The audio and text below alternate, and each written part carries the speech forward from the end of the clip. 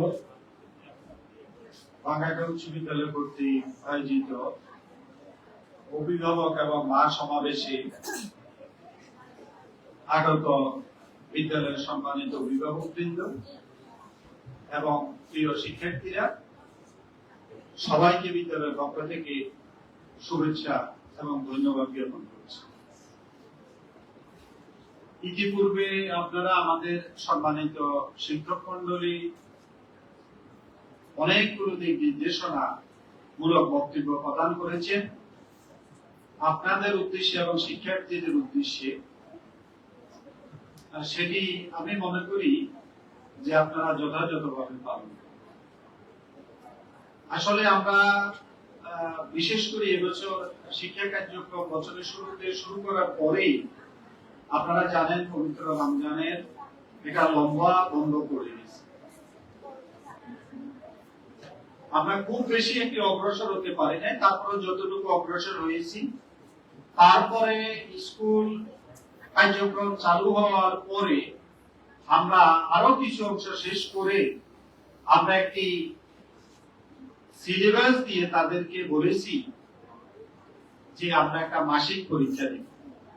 মাসিক পরীক্ষাটি প্রতি বিষয়ে সর্বোচ্চ 20 নম্বরের করে নেওয়া হয়েছে এবং বেশিরভাগ শিক্ষক এটি সংক্ষিপ্ত উত্তর প্রশ্নের মাধ্যমে নিয়েছেন। কোনো কোনো বিষয়ে সৃজনশীল দেওয়া হয়েছে এবং যে বিষয়গুলো পরীক্ষাতে দেওয়া হয়েছে সে বিষয়গুলো স্যারেরা শ্রেণীকক্ষে পাঠদান করেছেন, বারবার পাঠদান করেছে। কিন্তু দুঃখের বিষয় হলো আমরা যখন উত্তরপত্র মূল্যায়ন করলাম, উত্তরপত্র মূল্যায়নের পরিপ্রেক্ষিতে আমরা আমাদের কাঙ্ক্ষিত ফলাফলটি আমরা পেলাম না, যার কারণে আমাদের মধ্যে একটা হতাশা তৈরি হয়েছে। জানি না আপনাদের মধ্যে এই আগ্রহটি তৈরি হয়েছে কিনা যে আমার সন্তান আজকে 5টা মাস চলছে, বিদ্যালয়ে যে আমি ভর্তি করলাম, পাঠাচ্ছি প্রতিদিন, সে কতটুকু পড়ালেখা করেছে, তার পড়ালেখা কতটুকু অগ্রসর হয়েছে, সে বিষয়ে আমরা কিন্তু কোনোভাবে খোঁজ খবর নিয়েছি কিনা, এটি আপনারা নিজেদের মধ্যে একটা প্রশ্ন করবেন। তো আমরা ব্যক্তিগতভাবে পরীক্ষার পরে হতাশ হয়েছি। হতাশ হওয়ার পিছনে কারণটি আমাদের স্যারেরা ব্যক্ত করেছেন। যেই সংক্ষিপ্ত ছোট ছোট প্রশ্নগুলো পরীক্ষা আসে বা গুরুত্বপূর্ণ, পরীক্ষা না আসলেও আমাকে শিখতে হবে, এই জ্ঞানটুকু অর্জন করতে হবে, সেটিকে গুরুত্ব দিয়ে পড়ানো হয়েছে। সেটি আমাদের শিক্ষার্থীরা পরীক্ষায় উত্তর করতে পারে। অনেকে স্যারেরা যে কথাটি বলেছে যে সিংহভাগ শিক্ষার্থীর প্রাপ্ত নম্বর 0 পেয়েছে, এটি আসলে খুবই একটি মর্মাহত এবং নেতিবাচক একটা প্রভাব আমরা মনে করি। তো আজকে আমরা অভিভাবক সমাবেশ দেখেছি, আমরা ছাত্রছাত্রীদেরকে চিঠি দিয়েছি আপনাদেরকে পৌঁছে দেওয়ার জন্য। তো সেখানেও আমাদের একটা সন্দেহ ছিল যে ছেলে মেয়েরা তার বাবা মাকে চিঠিটি আসলে পৌঁছাবে কিনা। আমাদের জনবল স্বল্পতার কারণে আমরা তো প্রত্যেক অভিভাবকের বাড়ি গিয়ে চিঠি পৌঁছানোটা সম্ভব হয় না। তো সেই জন্য আমরা ডিজিটাল পদ্ধতিতে আপনাদেরকে কিন্তু আমরা মেসেজ পাঠিয়েছি, অনেকে মেসেজ পেয়েছে। এখানে একটি কথা বলে রাখা ভালো, অনেক শিক্ষার্থী আছে অভিভাবকদের সঠিক মোবাইল নাম্বার দেয় না, এটি একটি সমস্যা। আরেকটি হচ্ছে অভিভাবকরা কিছুদিন পর পরে মোবাইল নাম্বারটা পরিবর্তন করে, এটিও একটি সমস্যা। আরেকটা সমস্যা হচ্ছে আমরা যখন বিদ্যালয় থেকে কল করি তখন দীর্ঘক্ষণ কল করার পরেও অনেকবার চেষ্টা করার পর অভিভাবক সেটি রিসিভ করে না বা পরবর্তীতে কল ব্যাক করেও কারণ জিজ্ঞাসা করতে চায় না। আসলে তো আমাদের শিক্ষার্থী ডায়েরিতে বিদ্যালয়ের মোবাইল নাম্বার দেওয়া আছে এবং প্রত্যেক শিক্ষকের মোবাইল নাম্বার দেওয়া আছে। আপনাদের উচিত হলো অন্তত কিছুদিন পর পর সেই মোবাইল নাম্বারে কল দিয়ে শিক্ষকের কাছে আপনার শিক্ষার্থী, আপনার সন্তানের অগ্রগতি সম্পর্কে জানা, পড়ালেখার বিষয় সম্পর্কে জানা। কিন্তু আমরা বলতে লজ্জা হয় যে আমরা খুব একটা পাইনা বললে চলে, যে অভিভাবকরা স্বপ্রণোদিত হয়ে আমাদেরকে কল দিয়েছে, যে আমার শিক্ষার্থীরা কেমন আছে। হ্যাঁ, অভিভাবকরা আমাদেরকে কল দেয়। আমরা যখন কিছুদিন পূর্বে ষষ্ঠ শ্রেণীর উপবৃত্তি কার্যক্রমটা করেছি, সেখানে সরকার কিছু মেধাবী গরিব শিক্ষার্থীদেরকে সহযোগিতা করবে, সেখানে সবাই কল দিয়ে খোঁজ খবর নিয়েছে যে আমার উপবৃত্তি কবে হবে, আমাকে উপবৃত্তি প্রদান দেন, আমার সন্তান তো খুব গরিব, পড়ালেখা করাইতে পারি না। এই নানান ভাবে তারা কল দেয়। আজকে ওই যে আমাদের মনোয়ার যে কথাটা বললো, 65 জন উপবৃত্তির আবেদন করেছি। আমাদের বিদ্যালয়ে 170 জন উপবৃত্তি ভাতা ভোগ করে, 170 জন তো আসেন। তাহলে অভিভাবকরা আসে না কেন? তাদের আজকের কাজটা গুরুত্বপূর্ণ। বাড়িতে রান্না করতে হবে, অথবা ধান শুকাতে হবে, অথবা আরেক বাড়িতে গিয়ে গল্প করতে হবে, এটি গুরুত্বপূর্ণ হয়েছে। কিন্তু আপনারা আসছেন আজকে কিসের জন্য? স্কুলের প্রয়োজনে না আপনাদের প্রয়োজনে? স্কুলের প্রয়োজনে, ঠিক না? আপনাদের প্রয়োজনে আসছেন। সন্তান মানুষ হলে কে এটা ভোগ করবে? তাহলে সরকার দেয় কেন? এখানে সরকারের একটা স্বার্থ আছে। সেটা হচ্ছে আপনার সন্তান যদি প্রতিষ্ঠিত হতে পারে, আপনার সন্তান যদি এমন কিছু করতে পারে যেটি দেশের জন্য কল্যাণকর হবে, তাহলে সরকারের জন্য কি হয়? রাষ্ট্রের জন্য ভালো হয়। আর আপনার সন্তান যদি এই দেশের জন্য বোঝা হয়ে যায়, অকর্মঠ হয়ে যায়, অদক্ষ হয়ে যায়, তাহলে এটা রাষ্ট্রের জন্য কি হয়? একটা বোঝা তৈরি হয়। সন্তান জন্ম দিলে তো হয় না, তাকে তো মানে কারো বার্ডেন বা কারো প্রতি নির্ভরশীল করে তৈরি করা যাবে। তাকে হইতে হবে কি আত্মনির্ভরশীল হইতে হবে। তাকে এমন কিছু করতে হবে যেটা দ্বারা সে ভবিষ্যৎ জীবনে কর্ম করে ভালো পথে চলে একজন ভালো মানুষ হতে পারে। এখন আমাদের অভিভাবকরা দেখেন, অনেকে এখন আসে, আজকে ছিল 10টা। আমরা যদি 10টা শুরু করতে পারতাম, আমরা আরো আগে অনুষ্ঠানটা শেষ করতে পারি। সবকিছু কথা, মূল কথাটা কি? মূল কথাটা হচ্ছে আপনার সন্তানের খোঁজ দিন, আর আমাদেরকে আপনারা কি করবেন? সহযোগিতা করবেন। এখন আপনারা যে কজন আসছেন, আপনাদেরকে ধন্যবাদ এবং কৃতজ্ঞতা জানাই। আপনারা বলেন তো, আমার 448 জন স্টুডেন্ট, তার মধ্যে যদি আজকে ধরেন সর্বোচ্চ 50 জন আসে, 48 জন, আমি যদি রাউন্ড ফিগার ধরি, 400 জন শিক্ষার্থীর অভিভাবক যদি আমাকে সহযোগিতা না করে, তাহলে কি বলেন আমি ভালো রেজাল্ট করার কোন সুযোগ পাবো? কোনোভাবেই আমি পাবো। আমরা বার্ষিক পরীক্ষার পরে অভিভাবক সমাবেশ করলেও আসে না। আমরা বার্ষিক ক্রিয়ার সময় যখন দাওয়াত দিই, নিমন্ত্রণ করি, তখনও আসে। তাহলে আমাদের কি এত, বা সরকারের, রাষ্ট্রের কি এত মানে কি বাধ্যবাধকতা বা দায় পড়ছে যে আপনার সন্তানকে আমরা জোর করে বাড়ি থেকে নিয়ে আসি, একদম ধরে বেঁধে আপনাকে পড়াইতে হবে আপনার সন্তান? এটার ফলটা ভোগ করবে তো আপনার সন্তান, আপনিও। বাস্তবতাটা হলে আপনিও নয়। কারণ আমাদের আমরা এখন আমাদের সামাজিক এত অবক্ষয় হয়েছে, সন্তান প্রতিষ্ঠিত হলে বাপ মাকেও চিনে না। এটা কি নৈতিক অবক্ষয় না? বাপ মাকেও চিনে না। তাহলে আপনার সন্তানের জন্য যে আপনি দিন মজুরি করে যে মানে মাথার গাম পায়ে ফেলে যে টাকা পয়সা নষ্ট করছেন, নিজে একটা সুন্দর জামা না পরে সন্তানকে দিচ্ছেন, সেটা কেন দিচ্ছেন? সন্তানের ভবিষ্যতের জন্য, নাকি আপনাকে বড় হয়ে আপনাকে দেখবে, আপনাকে ভালো ভালো খাওয়াবে এই স্বপ্ন থেকে? না, এটা থেকে তার ভবিষ্যতের জন্য। কিন্তু আমাদের সন্তানরা সেই কথাটা বুঝে না। আরেকটা বিষয় আপনাদেরকে বলি, সন্তান কার সাথে মিশে, বিকেল বেলা কোথায় গিয়ে আড্ডা দেয়, খেলাধুলা কি করে, স্কুলে যে আমি পাঠাচ্ছি সে কি আসলে স্কুলে আসছে কিনা, সেই খোঁজ খবর নেওয়াটা দরকার আছে না? আমাদের এই কিছুদিন পূর্বে আমাদের 10ম শ্রেণীর শ্রেণী শিক্ষক নিয়াজ মাহমুদ সোয়াটসারে কয়েকজন গার্ডিয়ানকে কল দিল যে এরা তো স্কুলে আসে নাই। গার্ডিয়ানরা রেসপন্স করলো না, তারা তো স্কুলে গেছে। তাহলে আজ পর্যন্ত ওই গার্ডিয়ান আমাদেরকে জানায় নাই যে ওই সময় কোথায় ছিল।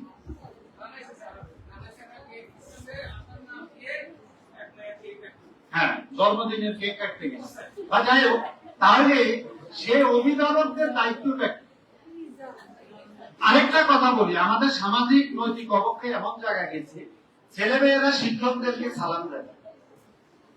আমরা ধরে নিতে পারি তারা বাবা মাকে সালাম দেয় না, আমরা ধরে নিতে পারি রাস্তা বয়োজ্যেষ্ঠ যারা তাদেরকে সালাম দেয় না, তার বড় ভাইকে সালাম দেয় না, তার চাচা চাচিকে সালাম দেয় না। তাহলে এই শিক্ষাটা স্কুল শিখাবে না, এই শিক্ষাটা তো আসলে পারিবারিক শিক্ষা দিবে। আপনি যখন সে ছোট যখন থাকবে, আপনি আস্তে আস্তে তাকে খাওয়ানি শিখাবেন, হাঁটা শিখাবেন, আদর্শ শিখাবেন, তখন তো তাকে এগুলো শিখাতে হবে। আমি ব্যক্তিগতভাবে 100% বলতে পারি আমাদের ছেলে মেয়ে 448 জনের মধ্যে সর্বোচ্চ 20 জন আছে যারা সম্মান করে। বাকিরা ছাত্রদের কাছে দিয়ে হেঁটে যেতে কখনো রেসপন্স করে না বা সালামও দেয় না। আরে সালাম দূরে থাক, শুভেচ্ছা বিনিময় করা যেতে পারে, স্যার কেমন আছে, হ্যাঁ, এটা করে না। আর এরা যখন পাস করে বা ধরে পড়ে বা কোনো কারণে স্কুল থেকে চলে যায়, তখন রাস্তা দিয়ে তো শিক্ষকদের দেখলে সে এই যে আমার পূর্বে শিক্ষক ছিল এই পরিচয়টুকু ভুলে যায়।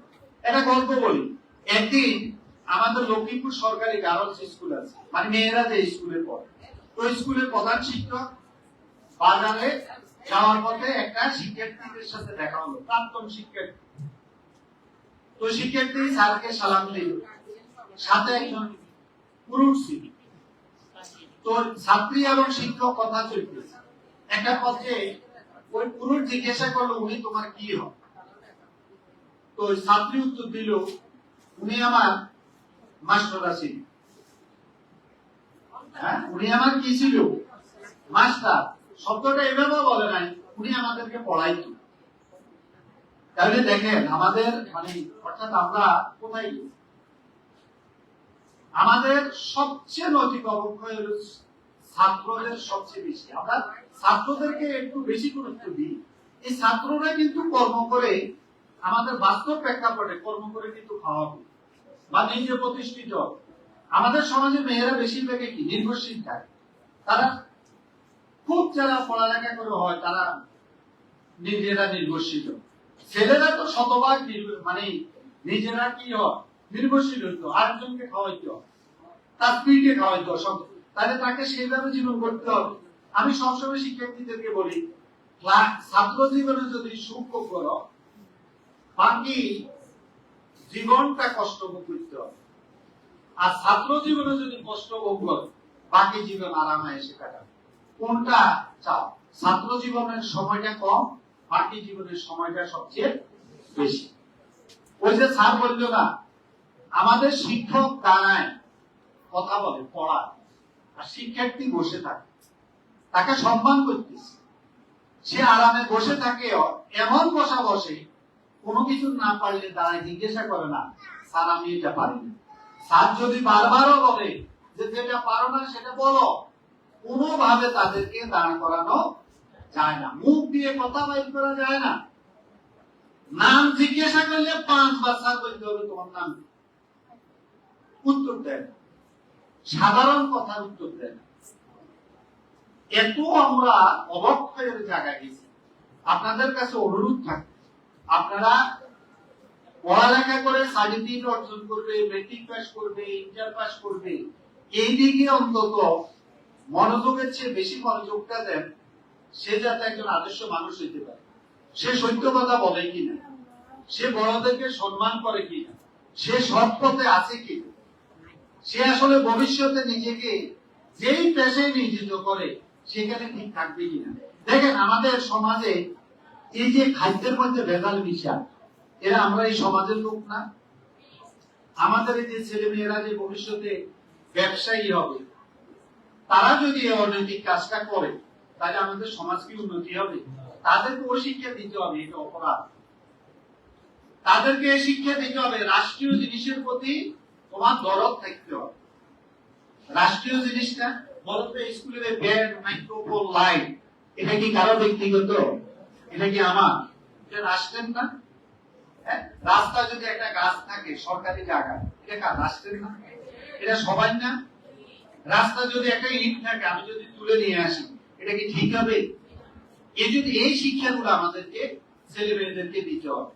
আমাদের ছেলে মেয়েরা আমাদের একজন শিক্ষক বললেন যে ক্লাসে যে কথাগুলো বাক্য চয়ন করে সহপাঠীদের সাথে, এটা খুবই অমার্জিত, যেগুলো সাধারণত যারা শিক্ষা গ্রহণ করে তারা বলে না।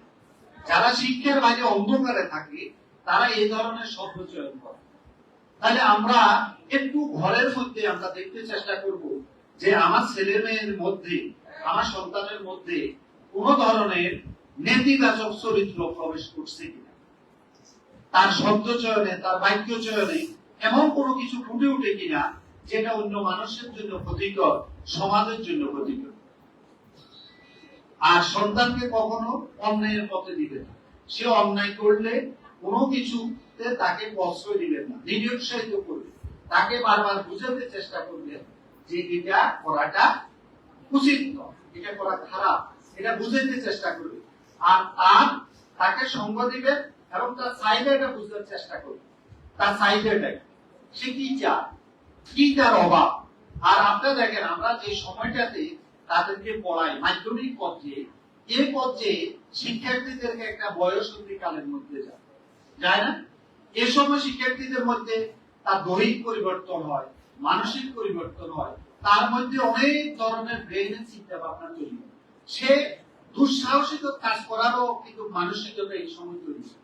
দেখবেন আপনার যখন বয়স বেড়ে যাবে, আপনি খুব লম্বা একটা ফাঁকা জায়গায় লাফ দেওয়ার জন্য আপনি চেষ্টা করবেন না। আপনি মনে মনে চিন্তা করবেন পাটা ভেঙে গেলে তো আর মনে জোড়া লাগবে না। কিন্তু ওই সময় এই বয়সে শিক্ষার্থীরা কিন্তু তার চেয়ে বড় জায়গায় লাফ দেওয়ার জন্য কি করে চেষ্টা করে, কারণ তার মধ্যে দুঃসাহসিকতা আসে। আপনাকে বুঝতে হবে এই সাহসিকতাটা ভালো, তবে বেশি দুঃসাহসিকতা কিন্তু ভালো নয়। এ সময় তাকে সঙ্গ দিতে হবে, সে যাতে কোনোভাবে নেতিবাচক দিকে না যায়। আমরা বা বিজ্ঞানীরা গবেষণা করে দেখেছি এই সময়কালে ছেলেরা মেয়েদের প্রতি আকৃষ্ট হয়, মেয়েরা ছেলেদের প্রতি আকৃষ্ট হয়। কিন্তু আপনাকে বুঝতে হবে যে এটি কিন্তু একটা আবেগ থেকে আসে। এই আবেগটা কিন্তু বাস্তব জীবনের জন্য কি নয়, কল্যাণকর নয়। তার এটির সুযোগ আছে, সেই জন্য তাদেরকে সময় দিবে। মায়েরা মেয়েদেরকে বুঝাবে, সন্তানকে বুঝাবে। বাবারা তো সাধারণত মিশতে একটু কি হয়, দূরত্বটা একটু বেশি থাকে। তো মায়েরা আপনার সন্তানের মেয়েদেরকে বুঝাবে, মেয়েদেরকে তাদের ভবিষ্যৎ জীবনের জন্য সাংসারিক যে কর্মগুলো আছে সেগুলো পাশাপাশি শিখাবে। আর ছেলেদেরকে আপনারা একটু সঙ্গ দিন। মেয়েরা, আমরা তো মায়েরা মনে করি ছেলেদেরকে বেশি আদর করে, আদর বেশি আদর ভালো। একটা প্রবাদ আছে, মাতৃস্নেহের তুলনা, তবে সেই স্নেহ অধিক হলে সন্তানের জন্য অধিক। আমাদের বাবা মারা আমাদের কাছে যখন আসে, ছেলেদের পক্ষে সাপোর্ট দেয়, মেয়েদের পক্ষে সাপোর্ট দেয়। আমরা যদি বলি রাত কয়টা পর্যন্ত পড়ছো, ছেলে সন্তান মেয়েদের আগে মায়ের উত্তর দেখো না পড়ে, আসলে পড়ে, কিন্তু বলে কি পড়ে। কালকে কেন স্কুলে আসে নাই, ছেলের আগে মায়েরা, বাবারা কি করে, বেশিরভাগ মায়েরা আগে কারণ খুঁজে দেয়। এটা আছি আমি, আমার বাপের বাড়িতে গেছি, সাথে ছেলেদের নিয়ে গেছি। আপনি একা যান, ছেলের সময় নষ্ট করতেছেন কেন? আজকে ক্লাসে যেটা পড়াইছে আগামীকালকে তো সেটা পড়াবে না। আর আজকে যেটা পড়াইছে এটা না শিখতে আগামীকালকে পড়া বুঝবে না। আপনার বাড়িতে নিয়ে যান কেন, নানার বাড়িতে নেন কেন? আপনার খবর নেন, আমাদেরকে সহযোগিতা করেন। আমরা আপনার সন্তানকে মানুষ করার জন্য তৈরি আছি। আমরা আপনার সন্তানকে আমাদের সন্তান মনে করি। আমাদেরকে সরকার একটা বেতন দেয় নাকি, তার বাইরেও আমাদের, আমরা যারা এই শিক্ষকতা আসি, আমাদের একটা দায়িত্ববোধ থেকে আসি। অন্য পেশার চেয়ে এই পেশায় বেতন কম থাকে, কিন্তু এই পেশায় যারা আসে তাদের মানসিকতা হইল এই সমাজকে কিছু দেওয়ার জন্য, আগামী দিনের ভবিষ্যৎকে গড়ে দিবে, ভবিষ্যতের কারিগরকে গড়ে দিবে। এই জন্য তাদের অর্থনৈতিক চাহিদা খুব একটা বেশি থাকে না। দেখেন না আমাদের ছাত্রের স্বাস্থ্য অবস্থা, ড্রেসের অবস্থা কেরো একটু ভালো কথাটা বুঝেন। কারণ আইনটা এটা সহযোগিতা করে, আপনারা আইনটা হলে আঁকা চাই, এটার লাগে কষ্ট হইতো ভালো ভালো করে একটু করতে হবে। অফিসের রাইলে দেখলে আমারটা যদি ল্যাবরেটরিস্ট খায় তাইলে তো অসুবিধা বুঝছেন। এই জন্য হয়তো আমারটা একটু ইয়ে থাকে। আপনার ছাত্রের অবস্থা দেখছেন, আমাদের বিলাসিতা নাই। অন্য চাকরিতে দেখবেন ব্যাংকে যান ব্লেজার পরি, গলাতে টাই পরি আসে, আসে না? আমরা করতে পারি না, কারণ আমাদের কারেন্ট থাকে না, সারারা কামাই যায়। কথাটা বুঝছেন? তো আমরা তারপরেও চেষ্টা করি। আমাদের এই শিক্ষকতা পেশা যারা আছে তাদের মূল জায়গাটা হলো স্যাক্রিফাইস। এখানে অর্থনৈতিক ইনকামের জায়গা নয়, এই পেশাটা অর্থনৈতিক নয়। আমি বলবো, আবার আমার সন্তানকেও বলবো, যদি তুমি টাকাকে ভালোবাসো তাহলে শিক্ষকতা আসো। শিক্ষকতাতে অর্থনৈতিক সুখ নাই, কিন্তু মানসিক সুখ অনেক বেশি। আমার সন্তান, যেমন আমি যাদেরকে পড়াই তাদের অনেকে ডাক্তার আছে, যেমন আমার একজন ডাক্তার আছে, আমার ছাত্র অনেকজন আছে, তার মধ্যে একজন আছে জকসিনের রূপালী ফার্মেসি, আপনার ওই যে উত্তর ডাক্তারের ছেলে ডাক্তার শুভ কুমার ভূমি। জকসিন মাঝে মাঝে রবিবারে, প্রত্যেক রবিবারে চেম্বার করে। তো গত কিছুদিন গত রবিবারে আমি একটা দোকানে গেছি, দেখি যে তার 3টা ভ্যাকসিনেশন আছে। তো আমি বুঝছি যে সে আজকে চেম্বার করতেছে, আমি তাৎক্ষণিক তার চেম্বারে চলে গেলাম। তো গেছি, তো যাওয়ার সাথে সাথে ভালো ছাত্র মানে সব নৈতিক শিক্ষা আছে, স্যার থেকে দাঁড়ায় গিয়ে আমাকে আসি বলল যে স্যার হঠাৎ করে আসছেন অনেকদিন পর। বসে তার সাথে অনেকক্ষণ অনেক বিষয়ে কথা বললাম, নিজের অনেক রোগ শোক নিয়ে কথা বললাম। আসার সময় সে আবার আমাকে একটা গিফট করাই দিল যে স্যার এটা বাড়িতে নিয়ে যান। এতে আমাদের পাওয়া, বা তার থেকে কোনো পরামর্শ নিতে গেলে টাকা নেয় না। আমাদের বাংলাদেশে যারা শিক্ষক আছে, তারা যারা ডাক্তার আছে, তারা কোনো না কোনো শিক্ষকের ছাত্র না। যত বড় ডাক্তারও কোনো শিক্ষকের মাধ্যমে আসছে। ওই শিক্ষকদেরকে এত বেশি সম্মান করে, টাকা পয়সা তো দেয় না, অন্যজনকে বাদ দিয়ে আগে তাই স্যারের সেবা করে। মাঝে মাঝে দেখি, যেমন আমাদের অনেক ছাত্রই ডাক্তার হয়, যেহেতু স্কুলটা মেধাবী শিক্ষার্থীদের সংখ্যা বেশি। ওই স্কুলের আরিফ স্যার নামে এক স্যার আছে, প্রায় সময় ছাত্রদের সাথে যাই দেখা করে, কি মধুর সম্পর্ক। আর আমরা ছাত্রদের কষ্টে বলি, ছাত্রদের রিক্সা উঠে ওরা তো দক্ষিণকে ছাত্রদেরকে দিয়ে বাড়ি বিক্রি করার জন্য টানতে হয়। এদের মতো কষ্ট বেদনা আমাদের আর কিছু থাকতে পারে না। আমরা তো ছাত্রদেরকে এই জায়গায় চাই না, আমরা তো এই জায়গায় প্রত্যাশা করি না। আমি তো ছাত্রের রিক্সা উঠতে চাই, তো কোনো পেশাই খারাপ, কিন্তু আমরা তো চাই যারা অন্তত একটু পড়ালেখা করে তারা আরেকটু ভালো পেশা বেছে নিবে। কিন্তু কেন পারে না? ওই যে ঠিক মতো পড়ালেখা করে না, বাপ মার কথা শুনে না, কি করবে? আর সামাজিক এরকম একটা অবস্থা হয়ে গেছে, সন্তানকে তো মাইনেও দিতে পারবেন না, পাইবেন? আর আমাদের জন্য তো আরো জটিল। আপনারা তখন সন্তানের পক্ষে হয়ে যাবেন যদি ভুলবশত কোনো কারণে একটু বেশি হয়ে যায়।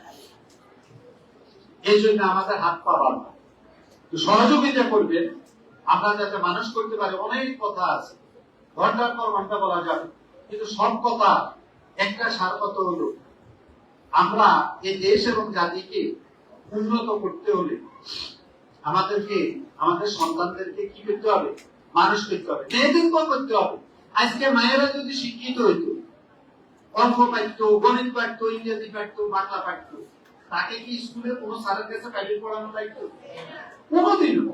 তাহলে আজকে আপনার মেয়েকে মানুষ করে দেন, আগামী দিনের আপনার নাতি পুতিদের যাতে সে নিজে পড়াইতে পারে। চাকরির দরকার নেই, সেটা করে দেন না, অন্তত সেটার জন্য চেষ্টা করেন। অন্তত নাতি পুতিগুলা ডিগ্রি পাস করবো, নাতি পুতিগুলা পিএইচডি। হ্যাঁ, আমাদের এই স্কুলের ছাত্র পিএইচডি দাঁড়িয়ে আছে, একজন একাধিক আছে। আমাদের এই স্কুলের ছাত্র ইঞ্জিনিয়ার আছে, আমাদের এই স্কুলের ছাত্র লয়ের উপরে পিএইচডি করা আছে, আইনজীবী আছে, ব্যারিস্টার আছে। তাহলে আপনার সন্তান পারে না কেন? গ্যাপটা কোথায়? এটা একটু বুঝে। আমাদের স্কুলটা খারাপ না, আমাদের স্কুলটা ভুলভাবে বদনাম করে যে স্কুলে পড়ালেখা হয় না। হ্যাঁ, এ বলেন তো, আপনি যদি একজন লোক যদি ঘুমানোর ভান করে যদি শুই থাকে, আপনি শত চেষ্টা করে তাকে উঠাইতে পারবেন। তা আপনি যদি আপনার সন্তানকে মানুষ না করার ভান করে বসে থাকেন, আমি যতই টানি তাকে বুঝাইতে পারবো সন্তানের মধ্যে স্বপ্ন দেখা, যে তুমি বড় হয়ে এটা হয়ে এই করতে পারিবা, এটা হওয়ার জন্য তোমাকে এই করতে হবে, স্বপ্ন দেখা। হ্যাঁ,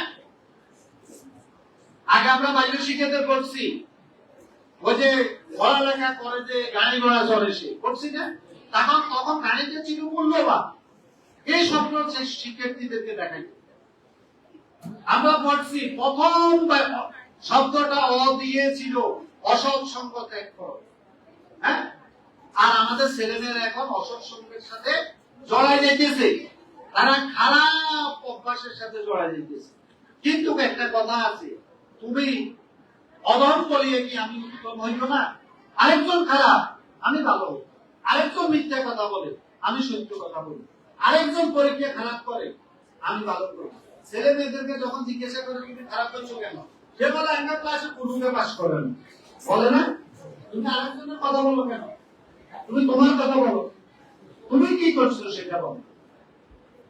সে খারাপ করলে বা ভালো করলে আপনার সন্তানের কোনো লাভ ভালো আছে? নিজেরটা নিজে, হ্যাঁ, নিজের জীবন নিজেকে করতে হবে। যাই হোক, আপনাদেরকে আবারও ধন্যবাদ এবং কৃতজ্ঞতা জানাই। আমি একটা ঘোষণা দিয়ে শেষ করব। আমাদের যে সকল অভিভাবক আজকে আসে নাই, আমি শিক্ষকদের উদ্দেশ্যে বিনয়ের সাথে বলি, তারা আগামী রবিবার থেকে ক্লাসে নট অ্যালাউ, কোনোভাবে ক্লাসে অ্যালাউ করা হবে না। অভিভাবক আসবে, অভিভাবকের সাথে কথা হবে, তারপর তাকে ক্লাসে করার অনুমতি দেওয়া হবে এবং সুযোগ দেওয়া হবে। আগামী দিন আজকে যতজন অভিভাবক আসছে তাদের সন্তানদেরকে নিয়ে আমরা ক্লাস শুরু করব। কারণ আমরা কিছু কিছু জায়গায় কঠিনতা না দেখালে আমরা কোনোভাবেই ভালো দিকে যাইতে পারি না। এই আমি একটা কঠিন সিদ্ধান্তের কথা আপনাদেরকে জানালাম। এবং আপনারা আগামী দিনে এরকম রেজাল্টে যদি খারাপ রেজাল্ট হয়, আমরা কোনোভাবেই পরবর্তী শ্রেণীতে আমরা প্রমোশন দিব না। আপনারা জানেন বর্তমান সরকার অনেক শিক্ষা বান্ধব এবং শিক্ষার ক্ষেত্রে সাফল্য অর্জনকারী একটা সরকার। আপনারা জানেন 2001 থেকে 2006 পর্যন্ত বাংলাদেশের শিক্ষা ব্যবস্থায় যে নকল প্রতিরোধ হয়েছে, শিক্ষার্থীরা যে নকলের প্রবণতা থেকে দূর হয়েছে, সেটা আবার চালু হয়ে গেছে আমাদের মাননীয় শিক্ষামন্ত্রী আসল মিলনের হাত ধরে। আপনারা জানেন টেলিভিশন, সংবাদপত্র, পত্রিকা, ফেসবুকের মাধ্যমে, যার কারণে শিক্ষার্থী আগের যে দুই একটা জায়গায় গ্যাপ ছিল, যে নাম হলো পাস করা, কেউ কেউ বলে আমরা ঠিক কতটুকু জানি না, সুযোগ ছিল, সেই জায়গা থেকে এখন আর নাই, পড়ালেখা করে পাস করতে হবে। সেই জন্য আমরাও তাদেরকে প্রমোশন দেওয়ার ক্ষেত্রে সঠিকতা দিব। আর আমাদের শিক্ষকরা চেষ্টা করছে, পড়াচ্ছে। এর মাঝেও যদি আপনাদের কোনো প্রশ্ন থাকে, পরামর্শ থাকে, অভিযোগ থাকে, আপনারা আমাদেরকে জানাবেন, আমরা সেই ব্যবস্থা নিব। এই কথা বলে সকলকে আবার ধন্যবাদ জানাই। আমাদেরকে আপনারা সময় দিয়েছেন, কৃতজ্ঞতা জানাই। আপনারা আবারও আসবেন এ বলে আবারও আমি আমার বক্তব্য শেষ করলাম। ধন্যবাদ সবাই। ধন্যবাদ।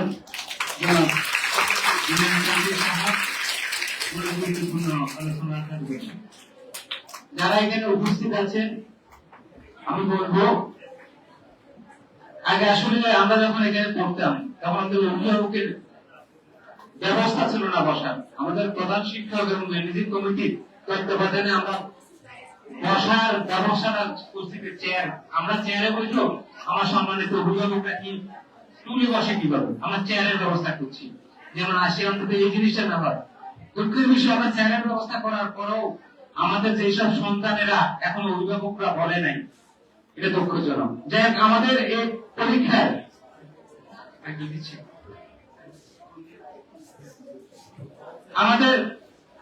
আমাদের যারা এই পরীক্ষা মোটামুটি ভালো করেছে, খুব ভালো করেছে, আমি ভালো করেছে, এবং একজন